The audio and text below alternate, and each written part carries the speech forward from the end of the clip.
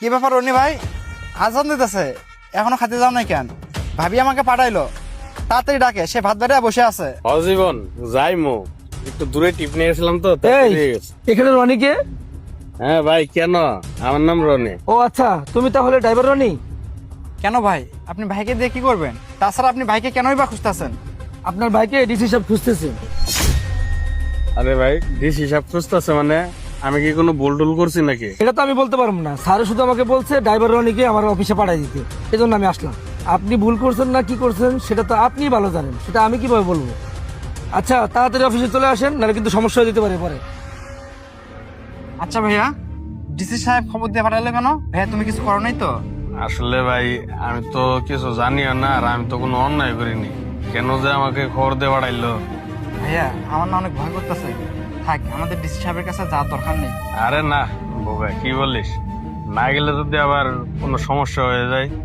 হ্যাঁ ভাইয়া ঠিকই বলছো, না গেলে যদি আবার কোনো সমস্যা হয়। জীবন চল, আমরা ডিসি সাহেবের লয়ে দেয়া করে গিয়া। আরে আসি, তুই এনে আর ডিসি স্যার কই? ডিসি স্যার আমাদের ইমার্জেন্সি খবর পাঠাইলো। তুই কি ডিসি স্যার কোনো চাকরি করস নাকি? ভাই তোমরা আইছো, আগে বসো। আমি ডিসি স্যার না কোনো চাকরি করি না। আরে বস কি, তুই চাকরি করস না তাইলে এসি? আরে ভাইয়া আমি ডিসি স্যার কোনো চাকরি করি না, আমি এই অফিসে কোনো চাকরি করি না। মনে করো তোমার যে ডিসি স্যার ডাকছে না, সেই ডিসি স্যার তোমাদের সামনেই আছে। আরে কি বলিস, ডিসি স্যার আমাদের সামনে মানে? তার মানে তুই ডিসি হয়ে গেছস? হ্যাঁ ভাই, আমি ডিসি হয়ে গেছি। তুমি কি ভুলে গেছো?